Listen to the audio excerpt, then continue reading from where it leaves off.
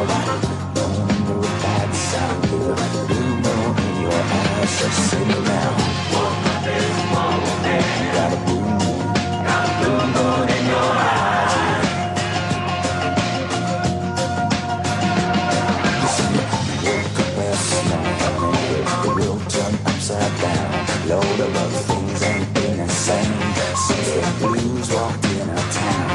But you want it, yeah, 'cause you got that shotgun shine, shade my light, born under a bad sound, yeah. Blue moon in your eyes, yeah.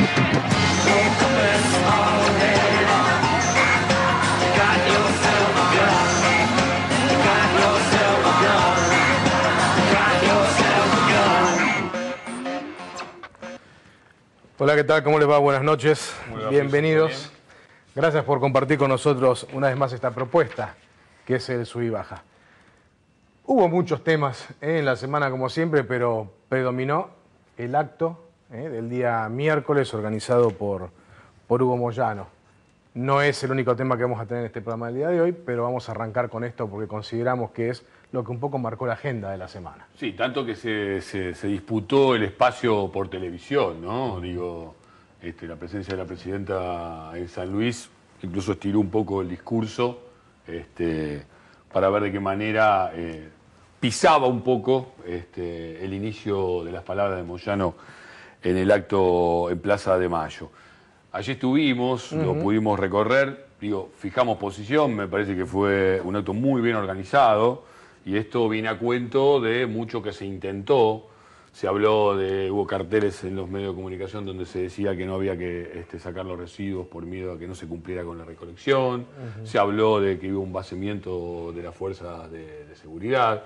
Todo para generar por ahí un clima que por suerte no se cumplió. También se dijo que no iba a haber policía y policía había, nosotros lo pudimos constatar, estuvimos dando vueltas por allí, algunas imágenes tenemos al respecto, había policía y mucha, pero del otro lado de la reja, que se soldó con planchuelas y autógena. Hasta el momento yo fui a muchas movilizaciones y normalmente, ¿qué hace la policía? Son rejas que vienen con unas especies de vástagos que se enganchan tipo un rasti una con la otra. En este caso, además de la bandera media asta que se vio en la Casa Rosada, se podían ver también como un elemento de contención unas planchuelas soldadas con autógena, como para sostener la posible avalancha, que por suerte no hubo. Y sí, había policía. Sí, vos decías lo del tema de la jornada de duelo. Vamos a destacar la razón por la cual se planteó de esa manera. Tiene que ver con el lamentable accidente ocurrido en la Ruta 3, de unos gendarmes que volvían de desactivar una toma en un yacimiento en la provincia de Chubut. Esto es lo que podemos decir como la crónica. En lo que podemos por ahí adentrarnos en la lectura política es en las consecuencias que suele traer el no respeto a la vida institucional de las organizaciones de los trabajadores, cuando esto se desmadra y cuando esto muchas veces se utiliza políticamente, ¿no? Algo que me parece que hay que estar atentos para que no ocurra también en las grandes organizaciones y en el arco nacional.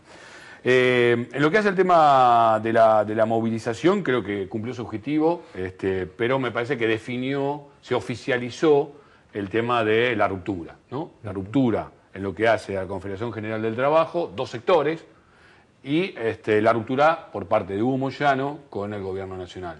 Se oficializó que Hugo Moyano deja de ser un hombre del gobierno. Esto se venía generando, pero se terminó de oficializar. ¿Qué va a pasar ahora? Es el gran interrogante, porque también hay un mandato para el otro sector, el que intenta llevar hasta ahora lo que parece ser la candidatura de Antonio Caló, el hombre de la UOM, para conducir la CGT. De todas maneras, el acto del 12 de julio se va a realizar, las elecciones se van a realizar dentro de la CGT, y ahí me parece también que la estrategia del gobierno va a cumplirse, ¿no? Se hizo con el CTA, donde quedó dividido, y parece que también va a pasar con la CGT. Dividir para reinar. Sí, igual fíjate, va a haber un trabajo que va a tener, si se quiere, más sencillo, porque los dos sectores, por el mínimo no imponible, por el dinero de las obras sociales, por el tema de la homologación de los acuerdos salariales, por el tema de las asignaciones familiares, están de acuerdo. Con lo cual va a haber dos sectores que van a impulsar medidas similares y de una u otra manera van a entrar en conflicto con el gobierno en el caso de que no se avance en este sentido. Cristina Fernández de Kirchner ha dicho que estamos en una situación similar a 2009. En 2009 fue la primera vez que el mínimo no imponible no se aumentó, con lo cual parece que en 2012 se va a repetir esta película y va a seguir siendo el 19% de los trabajadores el que va a tener que seguir pagándola, ¿no? Números, ¿no? Qué difícil, se pueden interpretar como uno quiera. Por un lado, parecen pocos los que aportan. Por el otro lado, yo te digo, tan pocos trabajadores ganan ese dinero. Tan pocos trabajadores en la Argentina ganan más de 5.700 pesos. Digo, lo podés mirar del lado que más se te antoje. Sí, el 19% igual no me parece poco, la verdad. No, Digo, 19% digo, me parece un número que hay que atenderlo, digo, ¿viste? No es una porción tan pequeña. Ahora nos vamos a meter con el análisis de este tema puntualmente. Pero después retomemos la cuestión de las internas, porque en la provincia de Buenos Aires también está muy fuerte. Sí. Y yo te hace digo falta plata en la provincia de Buenos Aires y de a poquito van inyectando. Yo te digo una cosa, se viene un nuevo poder de a poco, que es el poder de los gobernadores, sobre todo en las provincias centrales, provincia de Buenos Aires, ciudad de Buenos Aires, Mendoza, Santa Fe, Córdoba. Y te prometo antes del final de este programa un bloque que no apto para gente muy sensible, que tiene que ver con los 10 años que se cumplieron de la muerte de Costecchi y Santillán. Hay que tener mucho valor para ver el bloque que les vamos a presentar el día de hoy. Bueno, lo dejo, Pearson, ya vengo, voy a laburar un ratito. Jorge Mancini, secretario general de la asociación que nuclea a los obreros y empleados del SEAMSE, un gremio que trabaja muy fuertemente cerca de Hugo Moyano y que participó en el acto de ayer, ¿no? Sí, sí. Ustedes estuvieron ahí con una fuerte presencia gremial. Sí, movilizamos, si bien somos un gremio en cuanto a la cantidad de afiliados, no en el poder de fuego que tenga la organización gremial, movilizamos casi el 80% de los trabajadores, estuvo ayer en la Plaza de Mayo. Nosotros tenemos el mínimo no imponible, lo sufren todos los representamos. Todos los trabajadores que ustedes representan sufren la quita del mínimo no imponible. Todos los trabajadores sufren la quita del mínimo no imponible. Puedo contar como un ejemplo, por eso me parecen lamentables las declaraciones de la presidenta cuando habla del 19%, como si realmente fueran pocos, del 19% de 9 millones de trabajadores, de los cuales están en blanco, porque hay un 32% reconocido por el mismo gobierno nacional, que están en negro. Un tema gravísimo después de 9 años de un plan en donde se habla de inclusión, que tengamos más del 30% de trabajadores en la Argentina en negro, con un crecimiento desde el 2003 hasta la fecha, un crecimiento anual a tasa china, así que este 32% me parece que es elevadísimo, ya se tendría que haber ampliamente solucionado ese problema. Yo asumí en el 2009 y uno de los primeros temas que planteé como presidente de la Comisión de Trabajo de la Cámara de Diputados es justamente combatir el trabajo en negro, impulsar la ley de paritarias municipales, que es un tema que todavía tienen pendiente los trabajadores municipales, que seguramente los trabajadores municipales no tienen descuento del impuesto al trabajo, pero sí hay muchos trabajadores municipales que no reciben las asignaciones familiares. Mi hijo tiene 23 años, trabaja en la empresa, está casado, tiene un nene, alquila una casa y me decía, toma mi recibo de sueldo, demostrá que yo estoy alquilando, mi nieto tiene 4 meses y que está pagando un impuesto a la ganancia, un impuesto perverso, que al final de cuenta termina llevándole un aguinaldo o parte del salario. Mancini, usted adelantó un tema que en realidad es su otro rol, si se puede definir de alguna manera, que es diputado en la provincia de Buenos Aires. Ahora vamos a meternos también con eso porque allí también, dentro de lo que hoy por hoy es el oficialismo o deja de ser el oficialismo, hay fuertes internas. Quien dijo que se le vivían 2 lealtades fue el propio Facundo Moyano, porque él es diputado nacional del Frente para la Victoria. Y como dijo Fernando, allí estuvimos y pudimos entrevistarnos con él. Tenemos unos minutos de la charla que tuvimos con Facundo Moyano.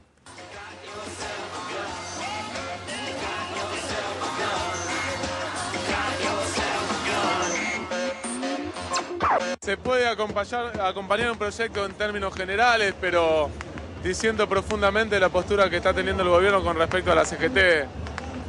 Meterse en cocina ajena es receta de corto plazo.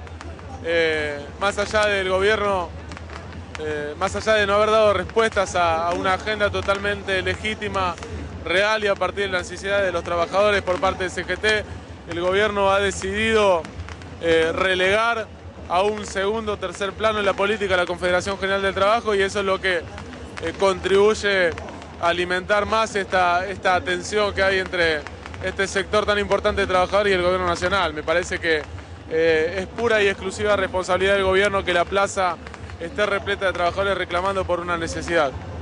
¿Sentís que lo han dejado un poco solo a Hugo Moyano en esta pelea por reivindicar cuestiones que en realidad dicen todos los dirigentes sindicales que lo representan? ¿Por qué solo? Solo digo muchos sectores que han tomado distancia. Hay muchos dirigentes gremiales que por miedo a represalias con el gobierno, que no comparten esta postura de Moyano, han tenido otra postura, pero hay más de 50 organizaciones sindicales, yo creo que 60 organizaciones sindicales que están acompañando a esto.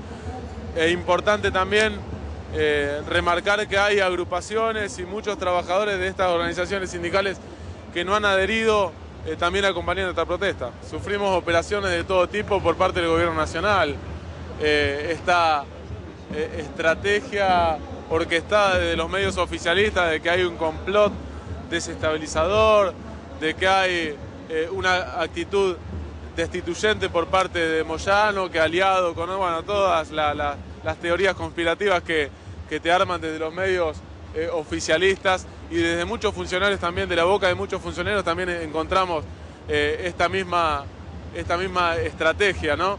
Me parece que es simplemente negar un reclamo legítimo y tratar de argumentar desde un lugar, desde un sustento muy pobre, la postura de no dar respuesta a los trabajadores. Ayer escuchamos a la presidenta hacer referencia al impuesto a los altos ingresos y creo que en la Argentina los argentinos saben sumar y restar y simplemente hay que hacer cuentas. Son trabajadores pobres con impuestos de ricos. Ese es el reclamo. No se disciplina a los actores políticos y sociales desde un mero instrumento estatal, desde tener el control del ANSES, del Ministerio de Trabajo, de los ministerios de Obras Públicas y demás. Se hace o se contiene al movimiento obrero y a todos los actores políticos y sociales desde el diálogo y del debate. La última, ¿crees que esto reposiciona a Moyano al frente de la CGT o puede debilitarlo? Por supuesto, Moyano es el único candidato a secretario general de la CGT, no hay otro, decime cuál es el otro.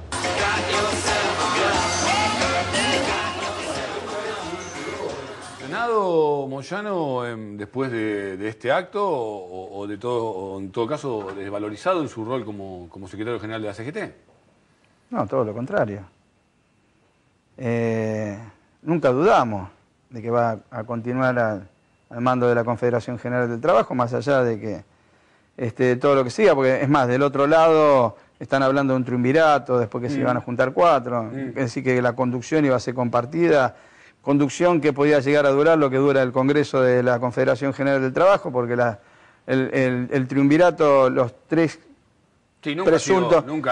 presuntos secretarios generales piensan totalmente distinto. Sí, Caló acompaña nunca al gobierno, supuestamente no iba a hacer ningún tipo de reclamo al gobierno, porque parece que estamos en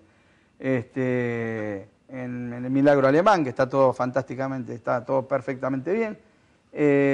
Después tenemos al barrio nuevismo, que iba a ser otro de los sectores que dijo que era el gobierno más corrupto de la historia argentina. Así que me parece que era medio difícil imaginarse cómo iba a funcionar una conducción de una CGT con dirigentes que piensen totalmente opuestos uno de otro. Por eso nosotros no dudamos y estamos totalmente convencidos de que Hugo Moyano va a continuar al frente de la Confederación General del Trabajo, que el Congreso se va a llevar a cabo el 12, más allá de todo lo que están haciendo desde el Gobierno Nacional, apretando a organizaciones gremiales, porque están apretando a organizaciones gremiales de distintos ministerios para que salgan de al lado, como le dicen, salida del lado al negro, porque van a ser castigados o van a ser beneficiados con respecto al tema de las obras sociales, las deudas que se tienen con las obras sociales o del APE. Esto es una realidad irrefutable. Después del 12 de julio seguramente se va a conocer bien quiénes son los compañeros que fueron llamados desde el gobierno nacional para que se separen del lado del compañero Moyano. Ayer quedó demostrado. Ahora, esta situación, como recién adelantábamos, digo, de ruptura dentro de lo que han sido los sectores que han acompañado a este gobierno, también lo estás viviendo en la provincia de Buenos Aires. ¿Has renunciado al bloque del Frente para la Victoria? Sí, renuncié el día martes, presenté mi renuncia. ¿Por qué? Porque recibimos la semana pasada, el día jueves, creo, después del paro del sindicato de camioneros, recibimos un llamado del presidente del bloque en donde se estaban tratando de sacar un comunicado, tomar posición, un comunicado light, por lo menos lo que me dijeron a mí, entre comillas, tomando una posición con respecto al paro que había llevado adelante el sindicato de camioneros.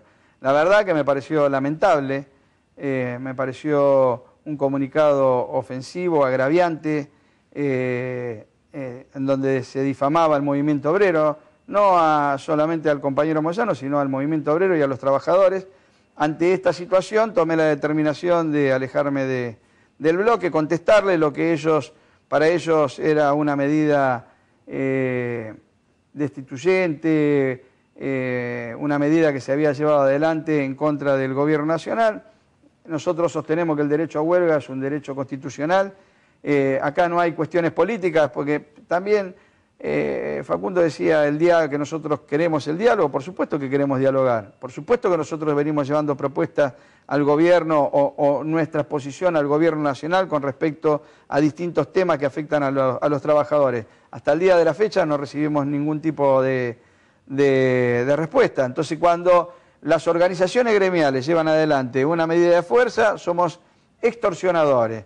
Ahora, la verdad que habría que buscar la causa de por qué se lleva adelante una medida de fuerza, porque no hay diálogo, no hay respuesta. Fíjese hasta qué punto no tiene absolutamente nada que ver lo que quieren hacer ver algunos medios de comunicación, que es una medida política, cuando el secretario general de la CGT planteó con toda firmeza de que si se le da respuesta a los trabajadores, si se elimina el impuesto al trabajo, y si las asignaciones se deja de discriminar a los hijos de los trabajadores, que él no se presentaba como candidato a la CGT.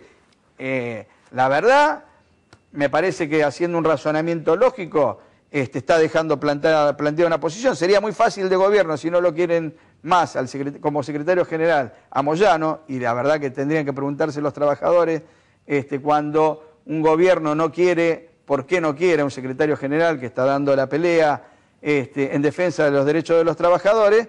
¿Por qué no dio ningún tipo de respuesta el gobierno nacional? Mancini, la última. Se viene una pelea muy fuerte en la provincia de Buenos Aires a partir del desmembramiento del propio bloque oficialista. En este caso somos dos, pero yo supongo que la pelea está dada. Digo, si están hablando de destituyentes, de tratar de destituir, digo, en la provincia de Buenos Aires lo vemos todos los días, no tenemos que hacerlo distraídos. Mariotto es el Cobos de la presidenta, está puesto por la presidenta. Lo que me dice, me confirma que se viene una pelea muy fuerte interna en el bloque. No tengo la menor duda.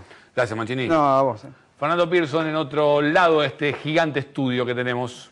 Héctor Villegas es el secretario general de los trabajadores de la construcción regional Avellaneda y Lanús, es quien va a compartir con nosotros este fragmento del programa. ¿Qué tal, Villegas? Buenas noches. ¿Cómo te va, Fernando? ¿Bien? Muy bien. Yo lo conocí a usted hará 20 años más o menos, en aquel conflicto, un poquito más, aquel conflicto que usted encabezó, donde se paró la construcción de la Universidad de la UBA, ¿no? De Avellaneda. La Universidad de Avellaneda. Así que 1987. Así que de marchas, movilizaciones y medidas de fuerza usted conoce también largo y tendido. Un poco. ¿Quiere hacer alguna reflexión acerca de lo que ha visto hasta el momento de este programa y de lo que ha pasado este miércoles en Argentina?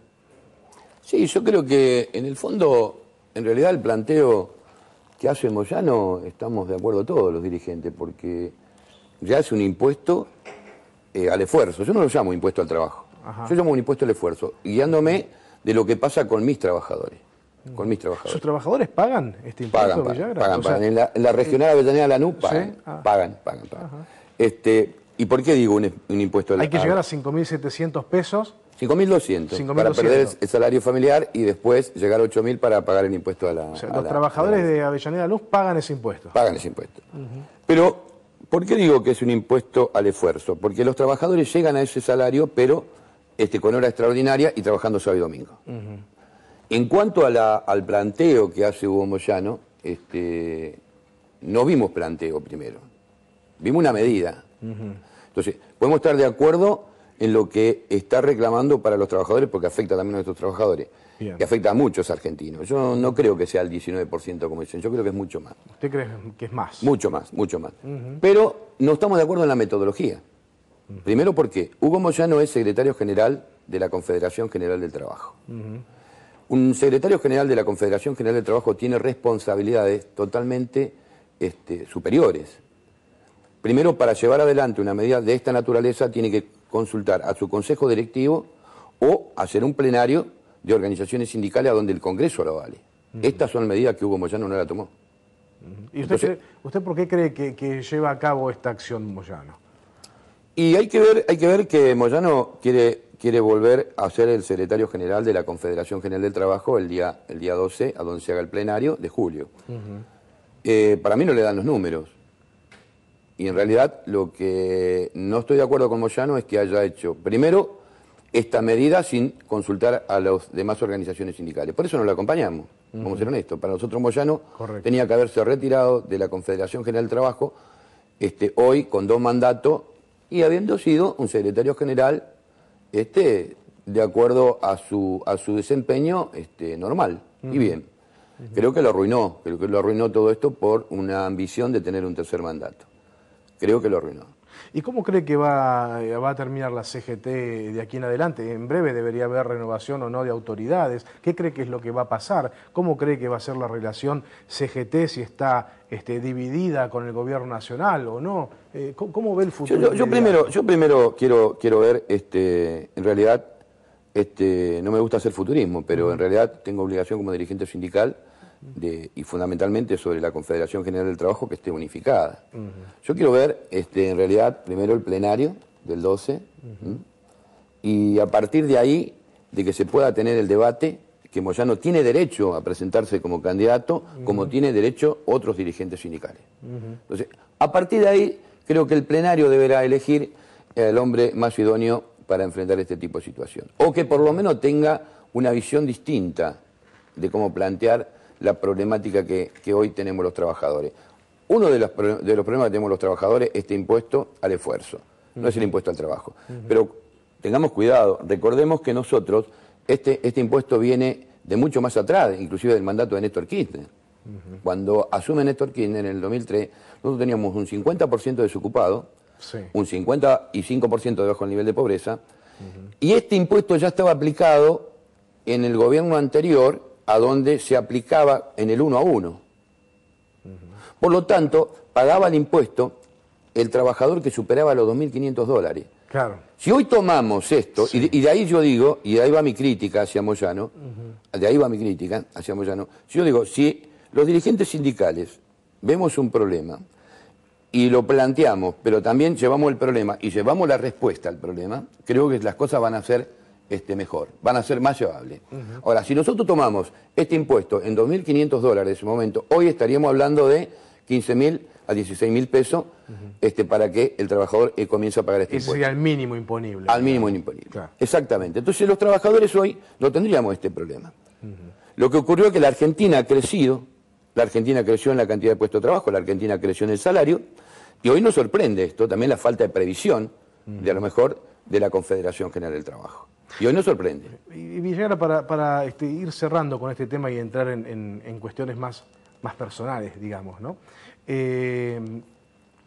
¿Cuál sería entonces la forma de protesta que tendría que llevar adelante una central obrera si no es oída en sus reclamos, que no sea el paro y la movilización? ¿Cuál hubiese sido la alternativa a lo que hizo Moyano? La alternativa es siempre igual, buscar, digamos, primero el problema? El problema está totalmente definido, que esto está antes del gobierno de Néstor Kirchner y que hoy los trabajadores felizmente tenemos este problema, que tenemos que resolverlo con el gobierno nacional. Pero llevar directamente la propuesta al gobierno nacional de que este impuesto se aplicó con este valor. ¿Y por qué este valor no es respetado hoy y se trasladó? Porque yo creo que esto se hubiese arreglado, se arreglaría de otra manera, llevándole la propuesta y llevándole la coherencia en la propuesta.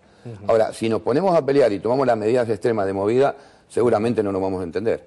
O sea, no se puede realizar una medida de fuerza extrema cuando todavía no se agotó el diálogo. Quiero hablar de Héctor Villagra, ¿puede ser? ¿Cómo no?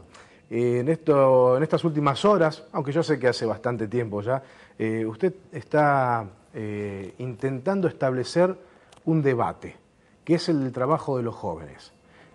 Es un desafío, digo, si alguien de UNICEF en este momento lo está viendo, ya sabe que le va a saltar encima, si hay los organismos que defienden los derechos de los niños le van a saltar encima. Sin embargo, usted insiste en que, sobre todo en UOCRA, en la construcción, los jóvenes trabajan, eso no se puede evitar y que sería mejor que estuvieran encuadrados. ¿Por qué no nos explica cuál es su opinión al respecto? Mira, esto Fernando, yo te quiero decir que yo comencé a trabajar a los 14 años. Trabajaba y estudiaba, porque yo trabajaba con libreta del menor, donde yo trabajaba 4 horas o 6 horas. Libreta del menor, libreta eso del menor. Ya existía. La libreta del menor, sí, que en realidad la plantea en el gobierno del general Juan Domingo Perón y que fue, de alguna manera, sacada después en la reforma de la ley de accidente. Con dos situaciones. Primero, alegando que Argentina adhería a los derechos internacionales del niño, lo cual lo veo perfectamente bien porque estoy en contra de la explotación infantil. Esto quiero dejar claro, yo estoy en contra de la explotación infantil. Sí. Pero también Argentina tiene una situación muy particular y muy especial. Y me ocurre a menudo a mí como dirigente y lo recibo casi todos los días en la problemática esta, donde tenemos chicos de 16 años, 17 años capacitándolo, sí, pero que en realidad cuando terminan la capacitación no los podemos poner a trabajar. Entiendo. porque no tienen RT. Exacto. Ahora, entonces, mi pregunta es la siguiente, Fernando, y la pregunta va hacia los que tienen la responsabilidad de esto.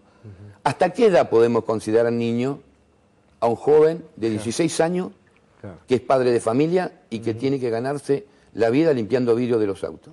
¿Hasta qué edad?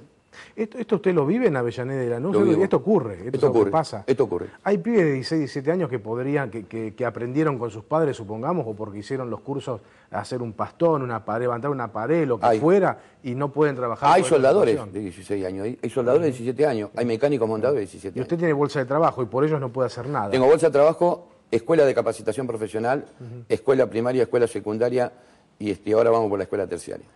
Y no puede hacer nada para que estos chicos se inserten en el tema laboral. No se puede hacer absolutamente nada porque ningún empresario consigue que el RT lo pueda asegurar. Esto nos trajo la modificación de la ley de accidente.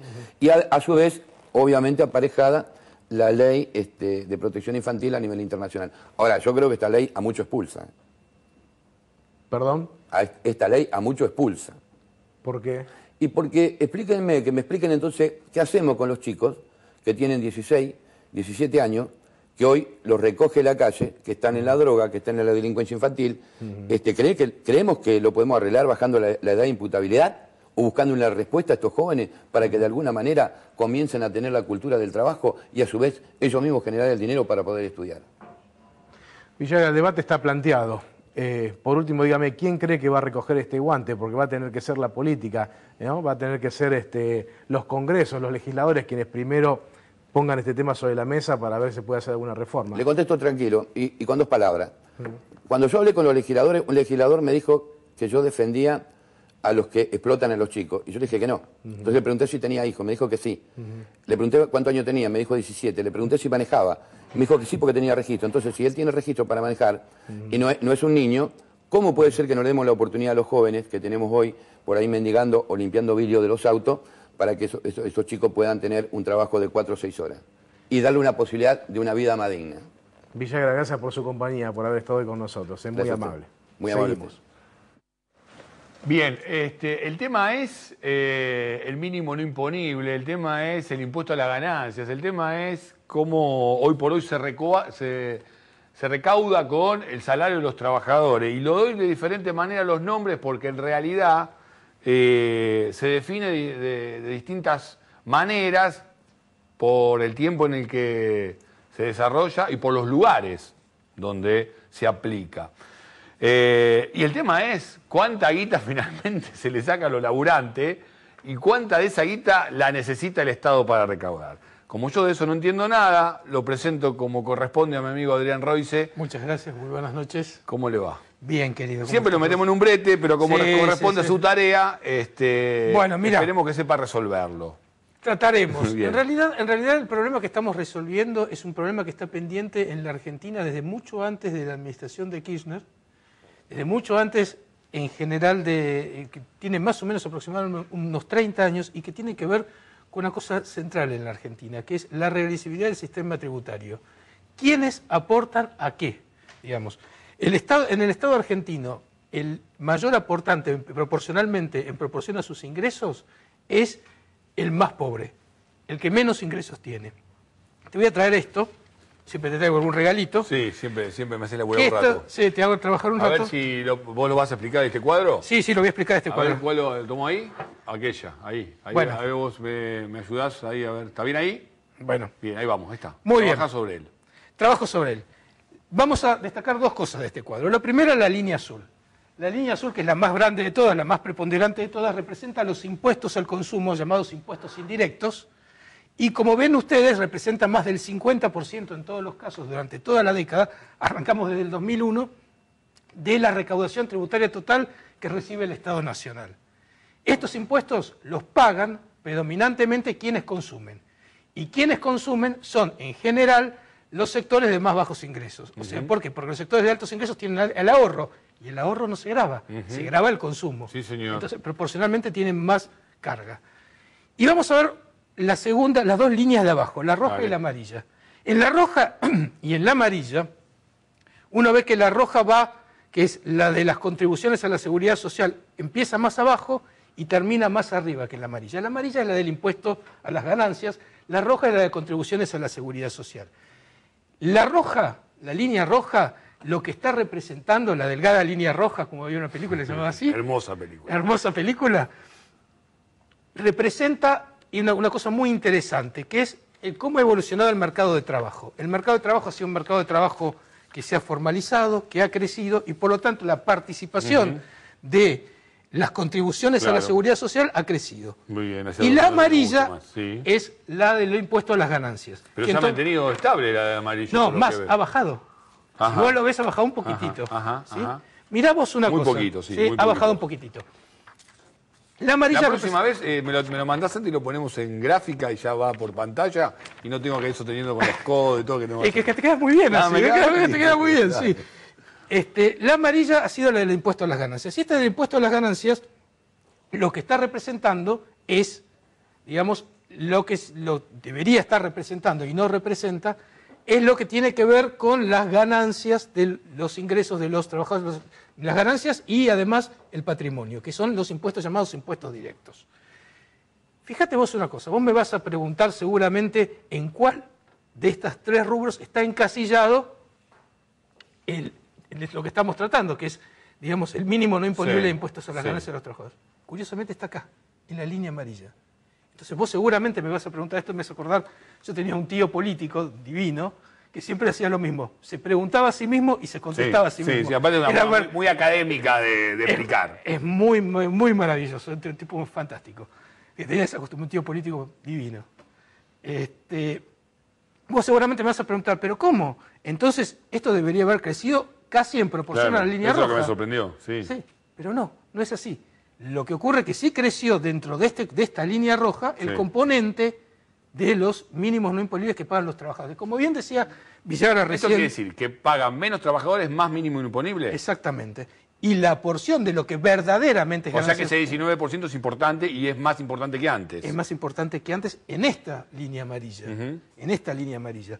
Fíjate que lo que dijo Villagra fue una cosa muy acertada. En realidad esto no es ganancia. Esto es impuesto a un ingreso obtenido por medio del salario. Él lo llamó impuesto al esfuerzo, que es una expresión muy feliz, pero no es estrictamente impuesto a las ganancias, es impuesto a ese esfuerzo. ¿Y qué es lo que queda de residuo? ¿Y qué es lo que ha bajado realmente? Los verdaderos impuestos directos, los que pagan los poseedores de beneficios empresarios y los poseedores de patrimonios muy grandes. Eso ha bajado en proporción. Y esta es la verdadera inequidad que estamos discutiendo. Se habla de que es un impuesto progresivo y otros dicen que es un impuesto regresivo. Cuando se habla de progresivo es porque en realidad representa un porcentaje en la medida que aumenta en la medida en que vos ganás más, digamos. Sí. Pero es regresivo cuando ese porcentaje te impide tener las condiciones mínimas de calidad de vida. En realidad la progresividad y la regresividad tiene que ver con el concepto más que con el ingreso. Es decir, vuelvo sobre el razonamiento. Lo que está representando esto es en realidad la poco que está aportando los sectores empresariales que realmente tienen ganancias. Claro. Y los sectores poseedores del patrimonio. O sea que de alguna manera... Esa es la verdadera regresividad y es lo que no está discutiendo, no se está discutiendo. Y que hace años que viene sucediendo. O sea que el dinero en realidad pasa por el Estado, pero le permite al Estado solventar de alguna manera mejor o subsidiar alguna de las actividades empresariales. En realidad ni siquiera subsidia, no aportan lo suficiente. No aportan lo que aportarían en cualquier país normal, en donde el beneficio, esta parte amarilla... La rentabilidad que han tenido. Esta parte amarilla es muchísimo más grande. Es muchísimo más grande. Bien. La discusión se centró en otro lado, y no en la verdadera agenda pendiente que es, definitivamente, por decirlo en dos palabras, la reforma tributaria. Sí, por eso te trajimos, claro, por eso te trajimos porque el tema se fue mucho al tema político y se dejó de lado la cuestión de fondo, que es el tema económico, el tema de los de recursos. Exacto, el tema de quién aporta qué cosa en el Estado. La semana que viene vamos a abordar otra cuestión que tiene que ver con la repartija, pero vamos a meter del orden nación a provincias, la llamada coparticipación, y muchas provincias que han quedado postergadas en la recaudación. ¿Te parece? Exactamente, sí, nos vemos. Fernando Pearson. Es una suerte que me haya tocado a mí hacer este bloque hoy con Marcelo Sena. ¿Qué tal, Marcelo? Buenas noches. Hola, buenas noches, Fer. Porque vamos a hablar de los 10 años que se cumplieron de los crímenes de Costec y Santillán en la estación de Avellaneda. Y como, bueno, los que me conocen saben que soy de Avellaneda, es un tema que me toca y mucho. Yo les dije al principio del programa que había que ser valiente, había que tener huevo para ver este bloque. Porque realmente lo que vamos a ver seguramente nos va a conmover. Si te parece, Marce, yo quiero que veamos 2 minutos nada más a Darío Santillán en vida, en un corte en la autopista Buenos Aires-La Plata.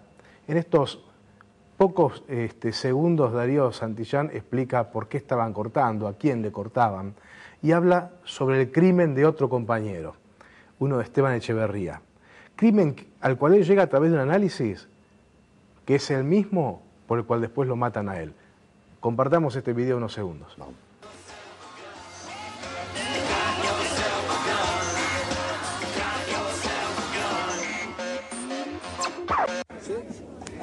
Bueno, hoy estamos alrededor de 800 compañeros, 800.000 compañeros, cortando la autopista Buenos Aires-La Plata. Es un bloqueo importante porque acá se encuentra el peaje que pertenece a uno de los dueños de los grupos económicos Macri, y es una gran presión hacia el gobierno que durante todo este plan de lucha que estuvimos haciendo hasta ahora no viene dando respuestas. Es la 6ª vez que salimos por el mismo reclamo y el gobierno lo único que ofreció fueron negociaciones sin ningún resultado, y todavía los compañeros ahí tienen mucha bronca y están a la espera de alguna respuesta concreta. Entonces nos vemos en la obligación de tomar este tipo de medidas mucho más fuertes que las anteriores para ver si podemos ganarle esta pulseada. En la situación que se está viendo hoy en el país, el gobierno opta por no darle la espalda a los movimientos de los humildes, digamos, a todos los sectores más bajos, y lo que pretende es seguir golpeándonos. Y en ese sentido seguimos reclamando acá, la idea es estar durante todo el día y esperar que el gobierno afloje y ceder. Los reclamos concretamente son por los nuevos planes de trabajo, dirigidos directamente al Ministerio de Trabajo, que se esclarezca el asesinato de un compañero. Dentro de este plan de lucha han asesinado a un compañero de Esteban Echeverría, que pertenecía al MTD. Eran las 3:15 de la mañana, de repente la policía se retira, los móviles policiales que estaban custodiando el piquete se retiran y avanza un vehículo con un hombre adentro con un arma de fuego en mano, una 9 milímetros, y al instante de llegar al piquete dispara y ese tiro le da en la nuca, en el cuello, a un compañero que es Javier Barrio Nuevo, perteneciente al MT de Esteban Echeverría. Este hombre que asesinó al compañero salía caracterizado a los medios como que era un comerciante, pero este hombre es un puntero político, un ex policía, y que bueno, nosotros creemos que con este tipo de acciones no fue una casualidad, no fue un loquito suelto que disparó un tiro al aire, sino que analizando un poco cómo vienen las cosas a partir del 20 de diciembre, la represión gratuita que hubo en Plaza de Mayo en el tercer cacerolazo fue, si no me equivoco, y que no nos hayan dejado llegar a la Plaza de Mayo, especialmente a nosotros los piqueteros, siendo que analizaban que la combinación entre los piquetes y los cacerolazos era una combinación explosiva, y este amedrentamiento que están utilizando directamente sobre los piquetes, llegar, amenazar con los autos y con armas en mano, que no es la primera vez que pasó. Creemos que una nueva estrategia represiva se está dando el gobierno hacia los sectores en lucha. Wow, yo lo estuve viendo en la edición, lo vi cuando una compañera nuestra, Sandra Capocci, lo descubrió, este video, y me sigue poniendo la piel de gallina, Marce. Qué documento, ¿no? Analizó su propia muerte, viendo a su compañero Esteban Echeverría. Absolutamente. Y dos cosas para tener en cuenta. Los reclamos de esa grabación del dirigente y el asesinato de otro militante fueron los motivos, entre muchos, que llevaron a ese puente trágico, aquella subida de la avenida Mitre hacia la capital federal, y que se llevaba la vida tras el asesinato de él y de Santillán, ¿no? Y de Costecchi. ¿Estuviste ese día? Estuve ese día. ¿Podés hacerme, yo sé que necesitaríamos horas para hablar de esto, pero podemos hacer un resumen de lo que fue ese maldito día?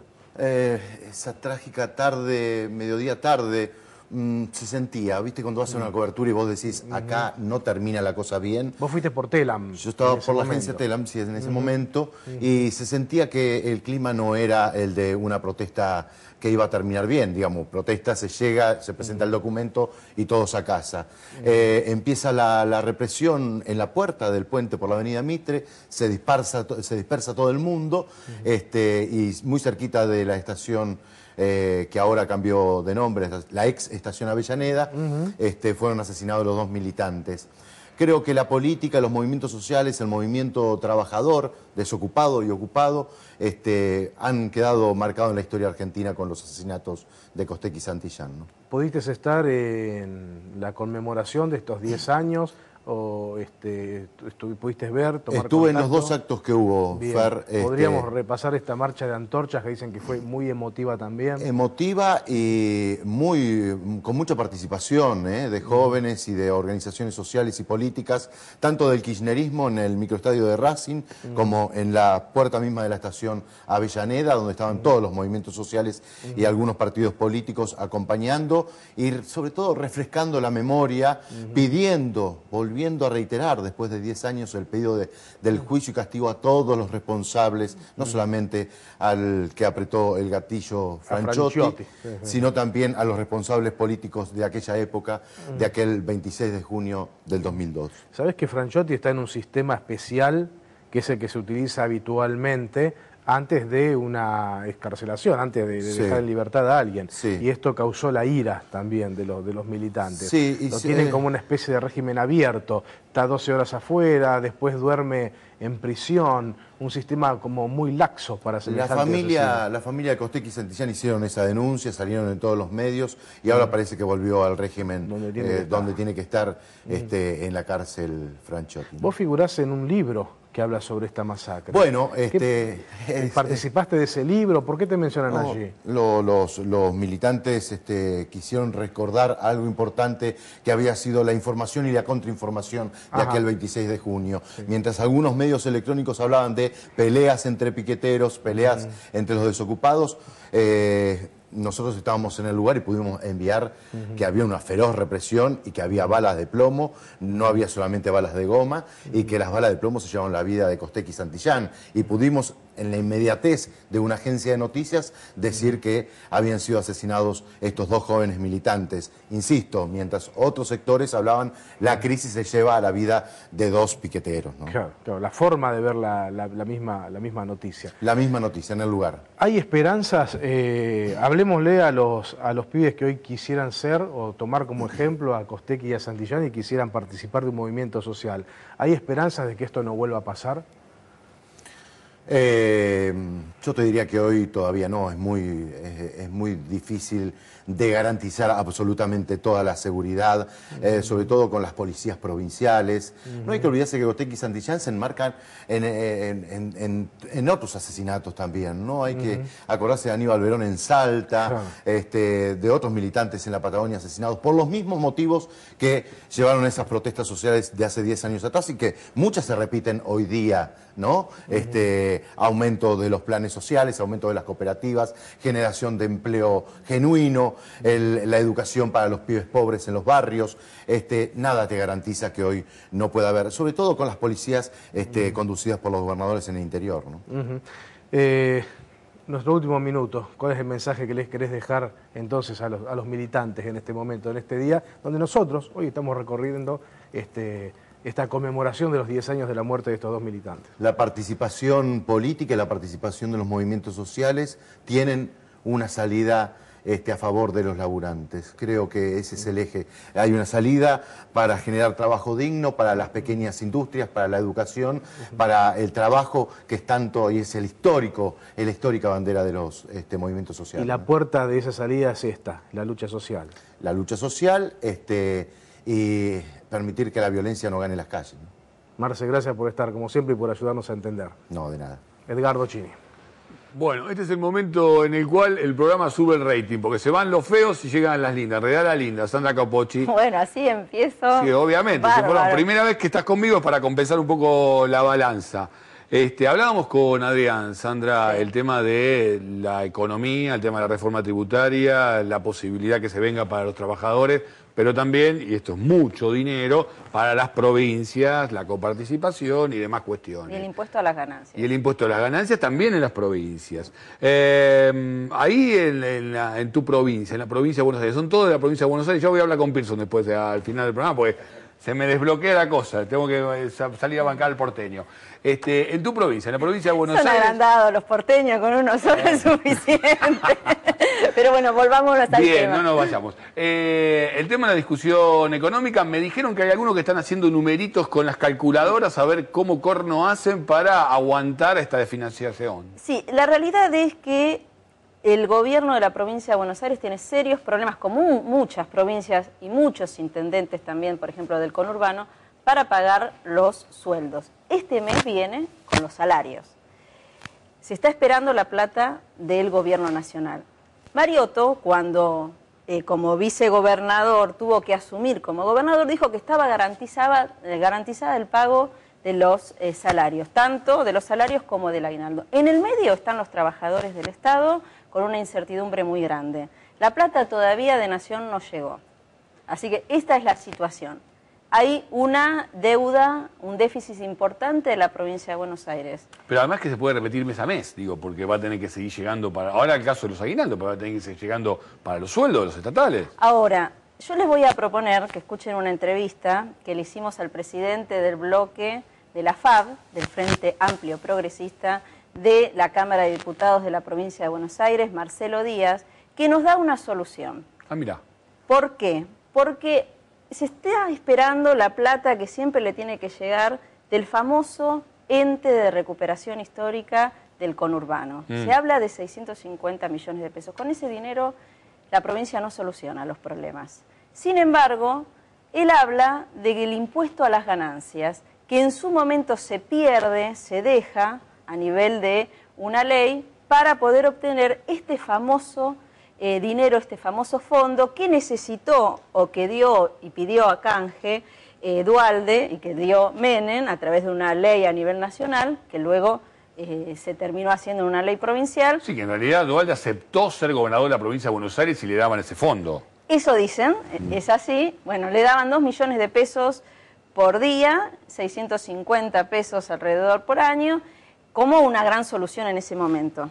Pero escuchemos al diputado de la provincia de Buenos Aires porque propone una solución distinta con las ganancias. Dale.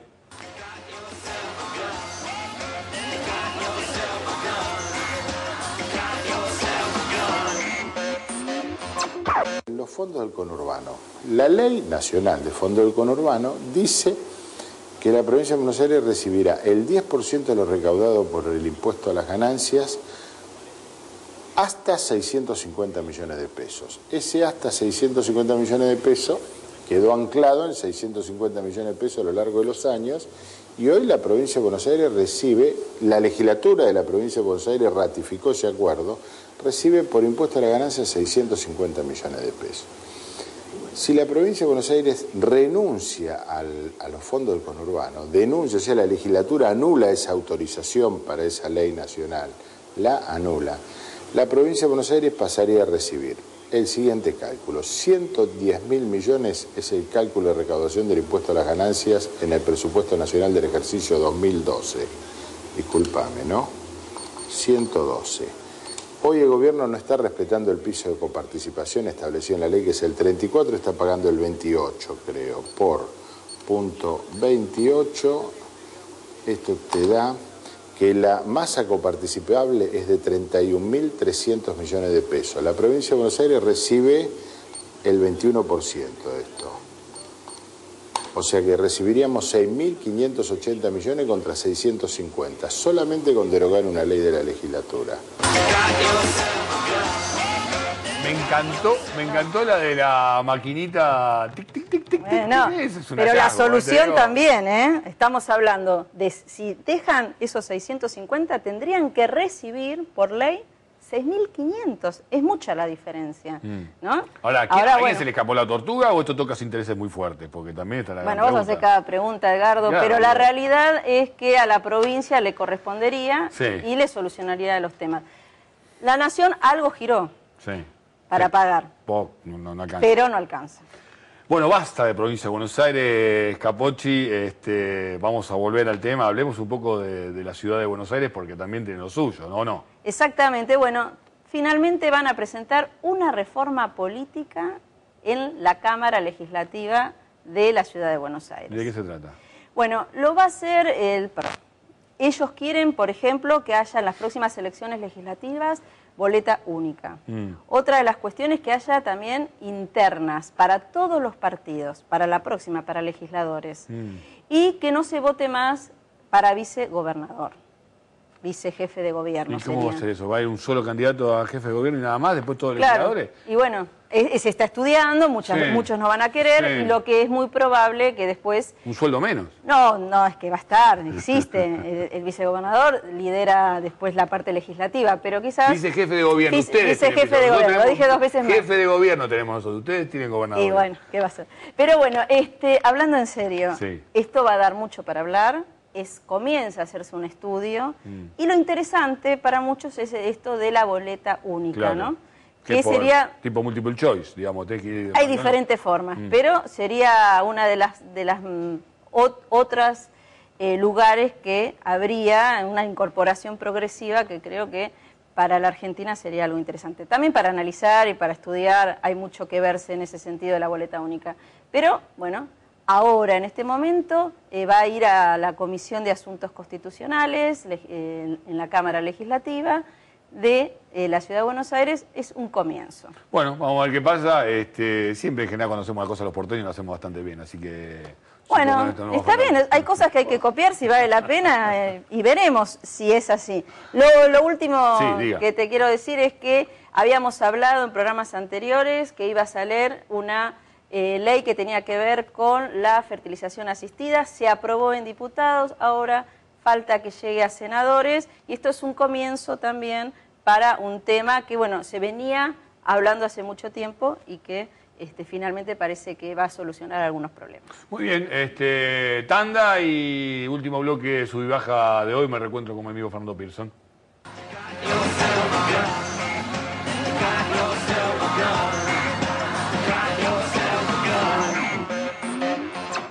La Cava del Vino, gran variedad de todas las regiones, regalos empresariales y canastas navideñas. Hipólito Yrigoyen 13200, Boulevard Shopping Adrogué, Lara 520, Cañuelas y Avenida Hipólito Yrigoyen 9287, Lomas de Zamora. La Cava del Vino. La Gota. Un espacio de noticias a cuenta de tu información. Idea y conducción, Edgardo Chini. La Gota, goteo diario de una enfermedad informativa que no tiene cura.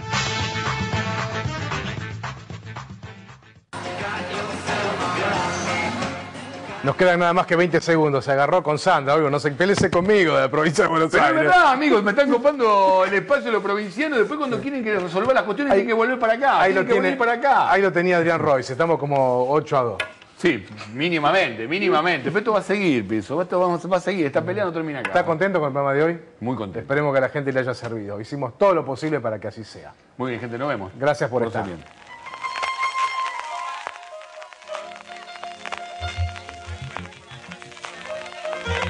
We'll be right back.